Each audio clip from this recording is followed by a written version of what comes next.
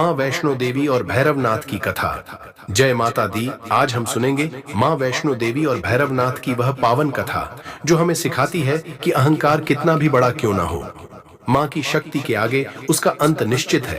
तो आइए शुरू करते हैं माँ वैष्णो देवी की अमर गाथा। कथा। बहुत समय पहले त्रिकुटा पर्वत की पावन भूमि पर माँ वैष्णो देवी का अवतार हुआ। माँ तपस्या और साधना में लीन रहीं और भक्तों तथा साधुओं की सेवा करती रहीं।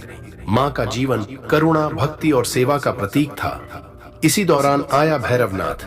भैरव एक शक्तिशाली तांत्रिक और योगी था। वह माँ की शक्ति से प्रभावित हुआ, लेकिन उसके मन में भक्ति नहीं थी, बल्कि वासना और अहंकार था। माँ ने उसे कई बार समझाया, भैरव लौट जाओ, यह मार्ग तुम्हारे लिए नहीं है। लेकिन भैरवनाथ अपनी जिद में अड़ा रहा। आखिरकार माँ त्रिकुटा पर्वत की गुफा की ओर बढ़ी।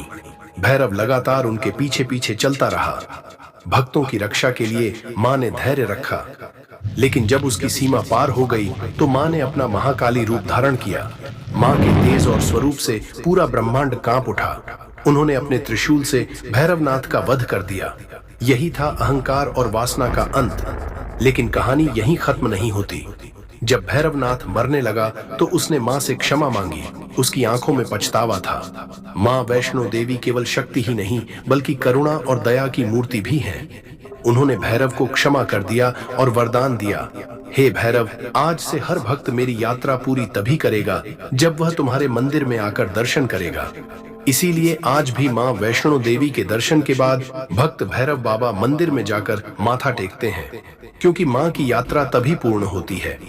भाइयों और बहनों, यह कथा हमें सिखाती है कि जीवन में अहंकार चाहे कितना भी बड़ा क्यों ना हो, वह सत्य और भक्ति के आगे टिक नहीं सकता। और यह भी कि माँ की शक्ति दंड देती है, परंतु माँ का हृदय हमेशा करुणा से भरा रहता है। जय माता दी।